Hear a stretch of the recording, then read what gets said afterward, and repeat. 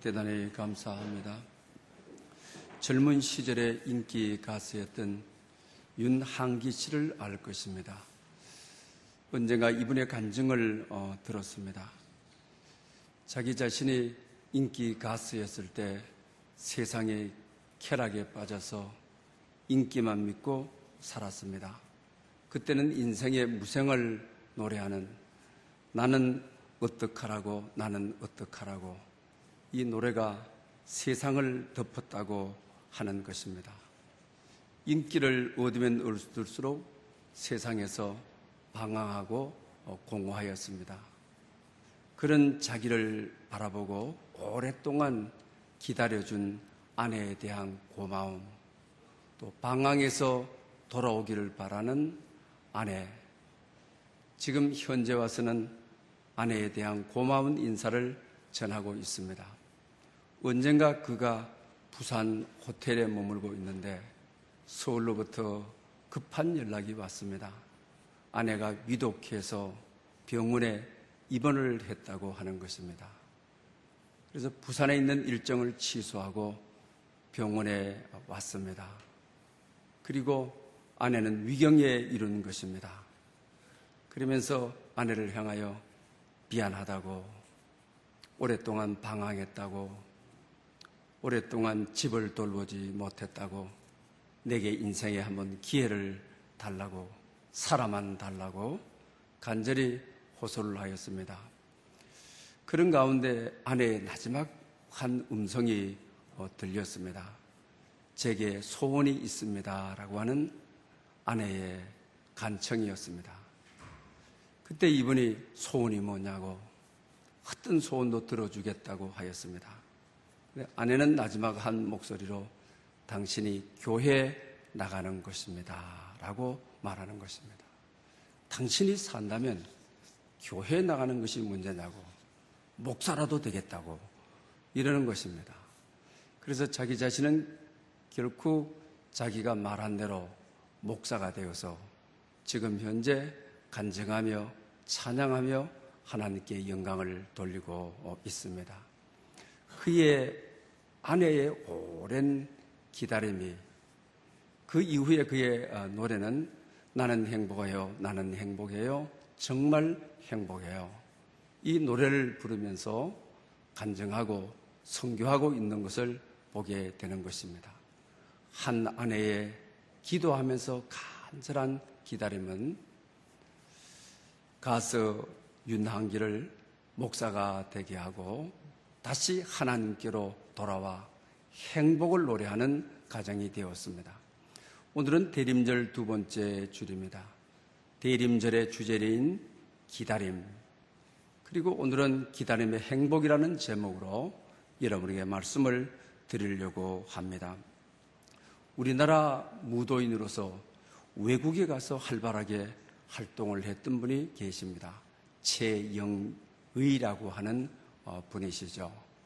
이분은 세계적인 무술가가 되었습니다. 이미 작고하신 지가 제법 되었습니다만 그의 책을 통해서 이야기하고 있는 내용 속에 우리가 배워야 될 점이 참 많이 있습니다. 무도인들도 300번을 반복해야 이제 내세울 수 있다라고 하는 것입니다. 그리고 3000번을 반복해야 대전에, 실전에 나갈 수가 있다고 하는 것입니다. 그리고 3만 번을 반복을 해야 무의식 중에 어떤 위기 속에서도 자기 자신을 대처할 수 있는 힘이 자기 안에서 발휘하게 된다라고 말하고 있습니다. 무술인이 되기 위해서는 한 3만 번의 반복 운동이 있어야 그것이 자기 몸에 체득이 돼서, 체화가 돼서 위기 상태에서 금방 감지하고 자기 자신 안에서 내공이 생겨서 바로 이 위기를 극복해 갈 수 있는 힘을 가지고 있다고 하는 것입니다. 이 무도라고 하는 것이 반복의 원리라고 하는 것입니다. 마찬가지로 우리 신앙인들도 결과적으로 신앙은 반복의 원리인 것입니다. 믿음이라는 것도 반복의 원리인 것입니다. 우리가 성경을 작년에 일독했는데 읽은 성경을 금년에 왜 읽느냐? 다른 책 같으면은 굉장히 설득력 있는 이야기입니다. 왜 읽었던 책을 또 읽고 또 읽고 이렇게 말할 수 있는 것입니다. 그러나 우리는 작년에 읽었던 하나님의 말씀을 금년에 읽었던 하나님의 말씀을 계속 반복함으로 체득이 되어지는 것이죠. 체화가 되어지는 것이죠. 말씀이 내 몸이 되고 내 영혼이 되고 내 인격이 되고 내 존재와 삶이 되어지는 것이죠. 이럴 때 어떤 위기 속에서도 말씀은 하나님의 예리한 검이라 세상을 이길 수 있는, 위기를 이길 수 있는 검을 언제 어느 때나 활용할 수 있는 내공이 있게 되어진다고 하는 것입니다. 기도도 마찬가지죠. 작년에 했던 기도, 아침에 했던 기도, 밤에 했던 기도 또 하느냐. 신앙은 구하고 찾고 두리두리는 반복 훈련이라고 하는 것입니다. 그럴 때 내공이 생기는 것입니다. 어떤 위험 앞에도, 어떤 예기치 못한 일 앞에도 이 기도를 활용하고 풀어서 복음이 작동하도록 하는, 복음이 역사하도록 하는 힘이 기도의 반복이라고 하는 것입니다. 또 뿐만 아니라 우리가 작년 1년 동안 영성 감사 일기 쓰기, 또 금년에도 마찬가지죠. 우리 인생의 토양을 바꾸는, 우리 인생의 마음을 바꾸는 가시밭과 같은, 돌짝밭과 같은 우리의 마음을 기경하는 인간의 본질을 변화시키는 것, 모든 것을 부정적으로 보고 불평하고 원망하고, 이건 역시 하루 이틀 감사 훈련으로 안 된다고 하는 것이죠. 1년 동안 감사 일기를 써봐야 365일입니다. 무도일은 3만 번을 해야, 반복 훈련을 해야 위기를 이긴다는 거예요. 어떤 공격으로도 자기를 방어할 수 있는 힘이 있다고 하는 것입니다. 그래서 우리는 매일매일 감사 일기를 쓰므로 영적인 토양을 바꾸는 30배, 60배, 100배의 결실을 맺는 마음의 밭을 만들기 위해서인 것입니다. 지난주 감사 신문에 소개된 K 형제에 대한 내용을 간단하게 소개하겠습니다. 알코올 중독자였습니다. 알코올을 너무 남용을 하였습니다. 그래서 왼쪽 다리에 고관절을 완전히 못 쓰게 되었습니다. 그러면서 회사에서 감사 훈련을 출근해서 5가지 감사 내용을 쓰고 하고, 자기 공정으로 들어갔을 때 또 5가지 감사 내용을 쓰고 일하고, 또 만나는 사람 속에, 하루의 관계 속에 5사람을 이름을 써서 감사하고, 회사의 감사 훈련에 참여했다가 고관절이 깨끗하게 치유되어 버리는, 기적같이 회복되어 버리는 역사를 소개하고 있습니다.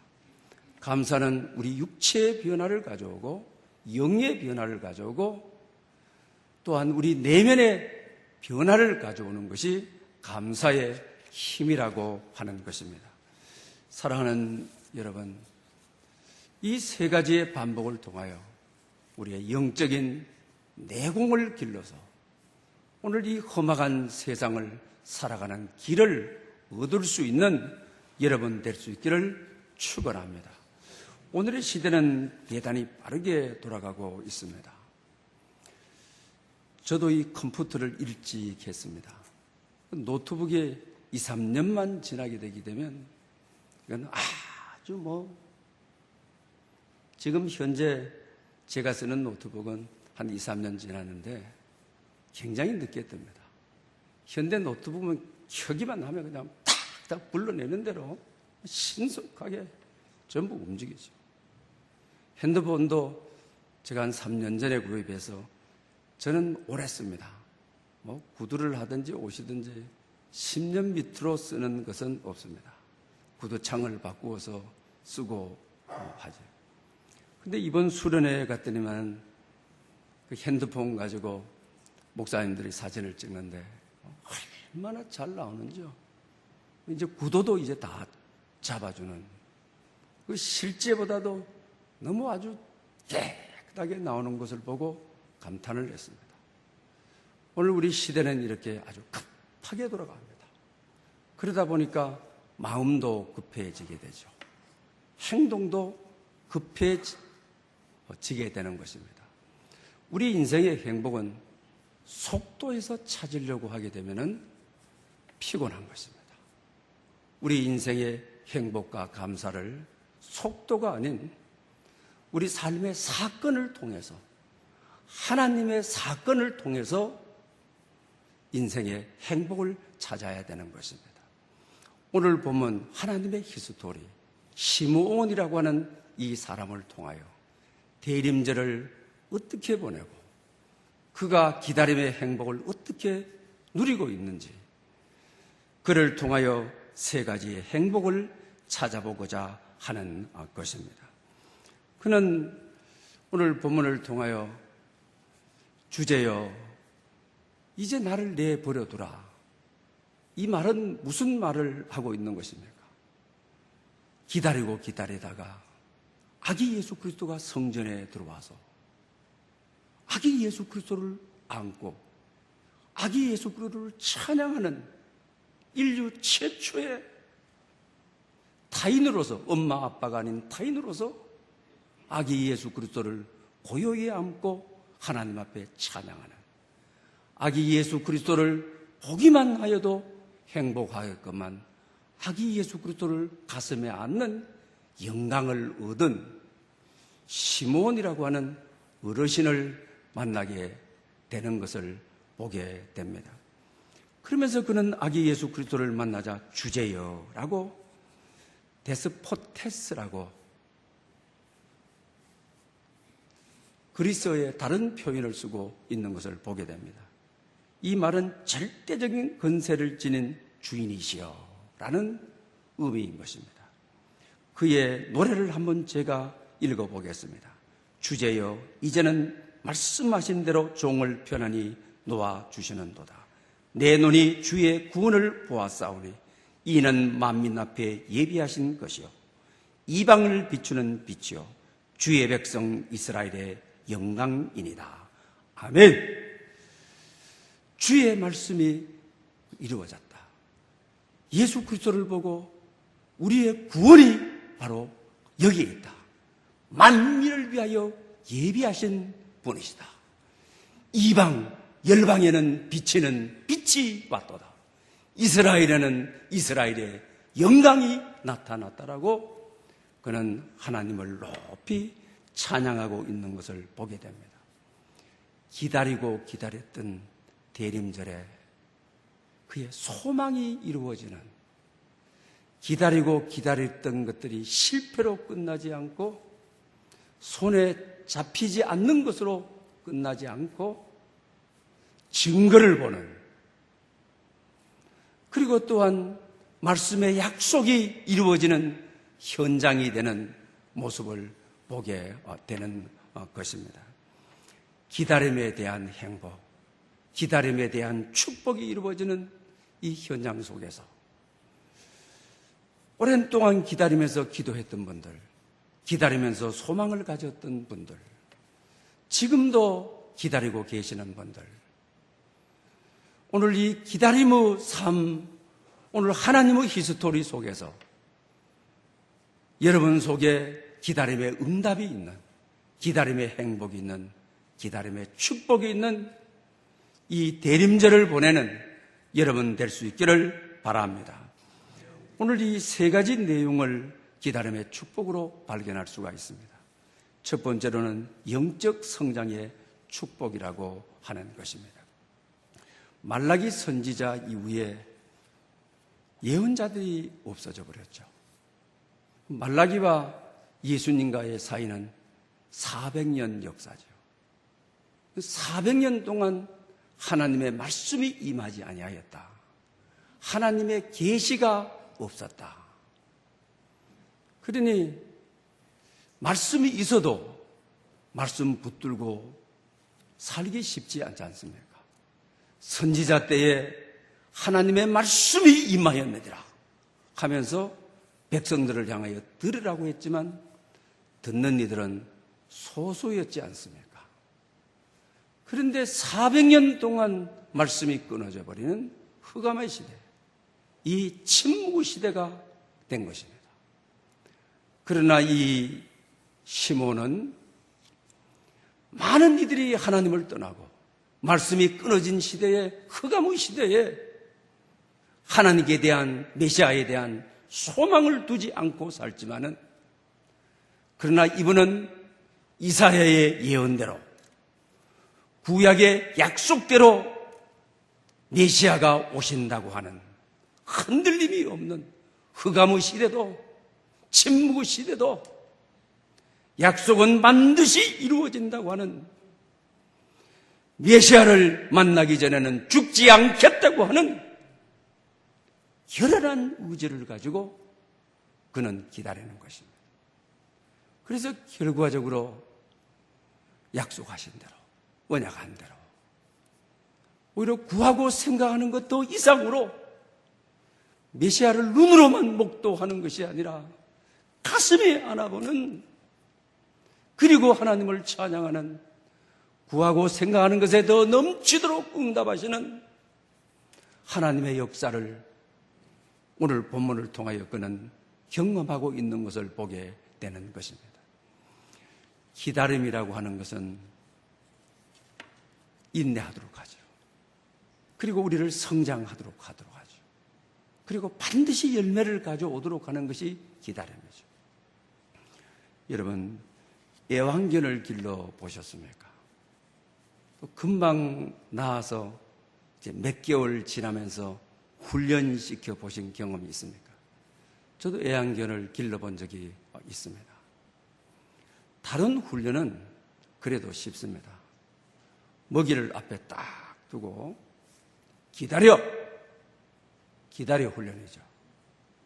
동물이라고 하는 것은 먹는 거에 대해서 양보가 없는, 먹이살이설에서 거기에 양보하고 밀리게 되게 되면은 세계가 달라지는 거죠. 못 살아남는 거죠. 동물의 본능은 먹는 것 앞에서 집착하는, 먹는 것을 먹어야 하는, 이게 동물의 본성이거든요. 이게 동물의 야성이거든요. 그런데 동물의 입장에서는 자기를 사랑하고 이뻐하고 안아주고, 뭐 옷에도 넣어가지고 다니고 주머니에도 넣어가지고, 저도 치아를 길렀는데 주머니에 넣어가지고 다녔거든요.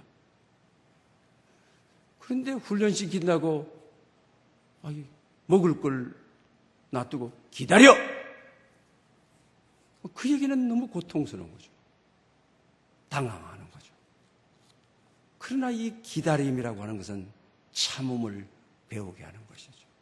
특히 군견이나 안내견들은 시각장애인들을 안내하는 기다려! 참 중요하죠. 숯에 가다가 아무 고기나 먹고 적이 던져준 고기나 먹고 절대 이러면 안 되는 거죠. 자기 죽음인 것이죠. 기다림을 통해서 동물들도 참 먹고 싶은 자기의 본능, 자기의 야심, 저걸 취하고자 하는 보암직도 하고 먹음직도 한 자기 본능으로는 이길 수가 없는 것이죠. 그러나 기다려! 이걸 통해서 자기 본능을 누리는, 그리고 참 궁견이 되는, 안내견이 되는, 그리고 명견이 되는, 세상을 유익하게 되는, 전쟁에서도 가장 앞서는 개가 되어지는 것이죠. 그러므로 대림절, 이 기다림의 절기는 우리 신앙에 대단히 중요하다라고 하는 것입니다. 그런데 기다림에는 축복이 있는 거죠. 오늘 본문에 의롭고 경건하게 되어서 위로를 기다리는 자라.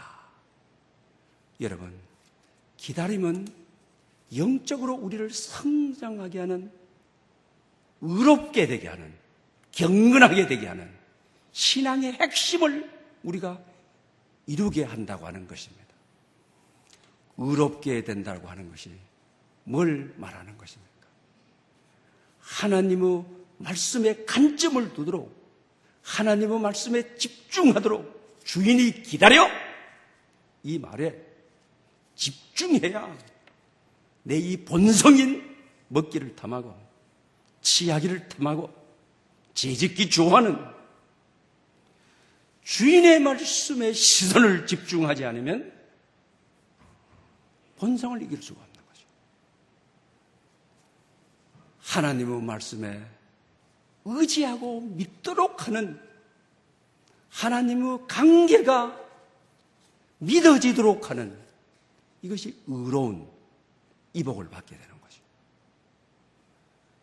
그 다음에 기다림이라고 하는 것은 경건이라고 하는 것이죠.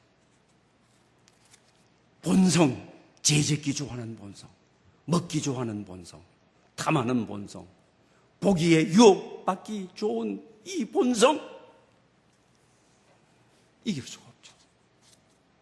그러나 주인께서 기다려! 함으로, 말씀이 나를 주관함으로, 성령이 나를 주관함으로 이 모든 본성과 내 욕심을 내려놓도록, 이게 경건이죠. 죄를 이기게 하는, 죄에서 벗어나는, 이게 바로 경건인 것이죠. 그러니 결과적으로 이 기다림은 우리의 영적 성장을 가져오도록 하는데, 하나님께 집중해서 하나님의 말씀을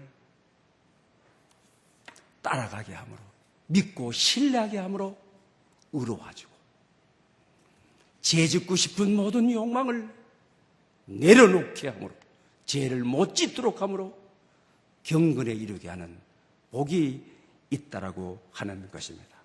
사랑하는 여러분, 이 대림절 기간 동안 정말 기다림을 통하여 이런 경건의 복이, 신앙의 성장의 복이 여러분에게 반드시 이루어지기를 축복합니다. 기다림에 있어서의, 우리 기독교에 있어서 참 중요하다고 하는 것은 기다림의 끝에 열매가 있다라고 하는 것이죠.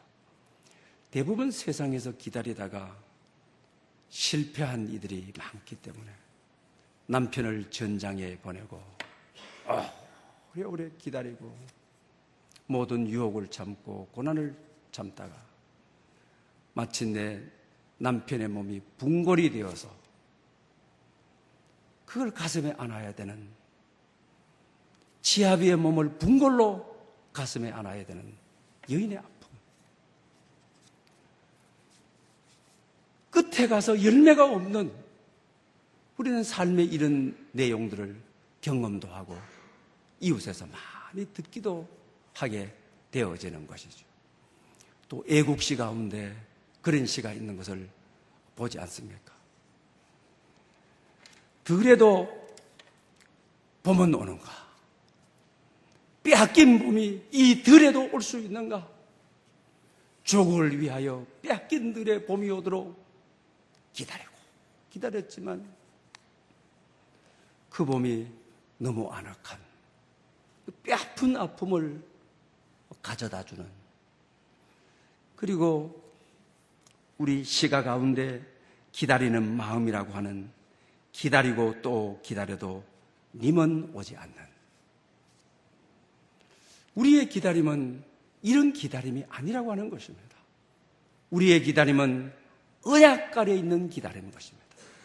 다시 오실 예수 그리스도를 하나님이 약속하신 대로, 말씀하신 대로 이 대림절은 크리스마스를 축하하는 것이 아니라 다시 오실 예수 그리스도를 기다리는, 절대로 헛된 일이 없는, 끝에 우리 인생 끝에 가서는 주님을 반드시 만나는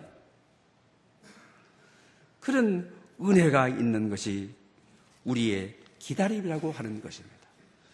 그럴 때 우리의 기다림은 하나님께서는 우리의 기도를 통하여, 말씀을 통하여 오늘 본문처럼 위로해 주시는 날이, 만나 주시는 날이, 아기 예수 그리스도를 가슴에 안고 소원이 성취되는 설렘의 날이 반드시 이루어지는 약속의 날임을 우리에게 가르쳐주고 있습니다. 욥기 23장 10절에도 나의 가는 길을 오직 주가 아시나니 그가 나를 단련하신 후에는 내가 정금같이 나오리라. 할렐루야! 오늘이 고난이지만은 아픔 가운데, 결핍 가운데, 희망이 없어져 보이는 가운데 기다리지만은 정금같이 반드시 나오게 하신다고 하는 이 확신 가지고, 이 언약 가지고, 말씀 아래서 반드시 성취의 날이, 정금같이 빛나는 날이 우리의 날임을 가르쳐주고 있습니다. 오늘 본문에 주제여라고 먼저 기도하는 그는 우주 만물을 창조하신 인류의 모든 권세를 가진 주인께 기다리면서 그의 거룩한 손에 맡기는, 주인의 손에 기도함으로 자기의 인생을 맡기는, 그럴 때 하나님께서 의와 경건의 행복을 주시는, 성장의 행복을 주시는, 그리고 성숙하게 하는 반드시 열매를 주시는 그런 역사를 말하는 것입니다. 대림절, 기도했는데 이루어지지 않았던 것들, 오랫동안 지금도 기다리고 있는 애들, 또 우리 수험생들, 수능만 치면 끝날 줄 알았는데 아니죠. 어느 대학을 가고 어떻게 인도를 받으면서 기다리고 있는 분들, 여러분, 이 기다림 속에서 정말 성숙해가는, 그리고 경건에 이루어져가는, 그리고 하나님의 의에 이루어져가는 그런 은총이, 축복이, 행복이 여러분에게 있으시기를 축복합니다.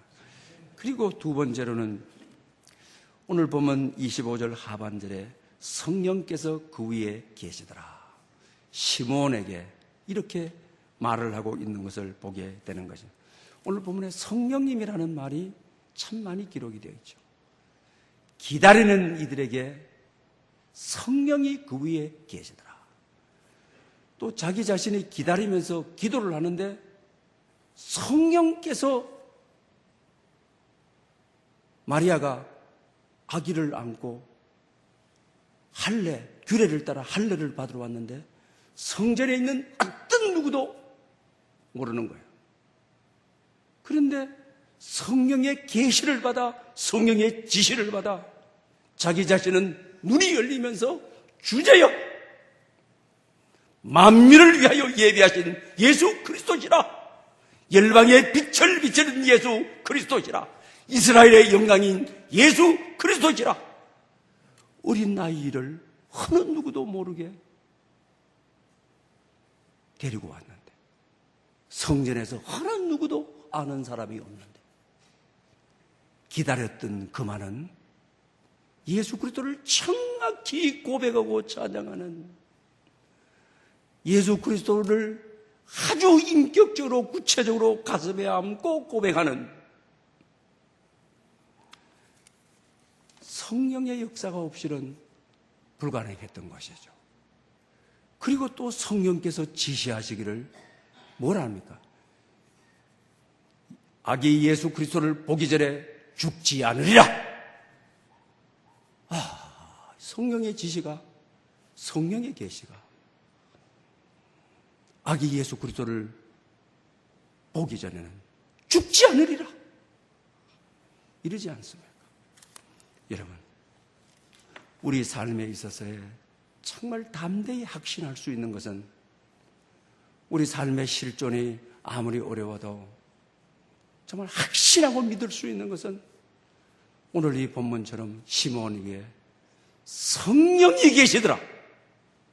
성령님이 우리와 함께 하시는 것. 이건 우리 삶 속에서 확신할 수 있는 것이죠.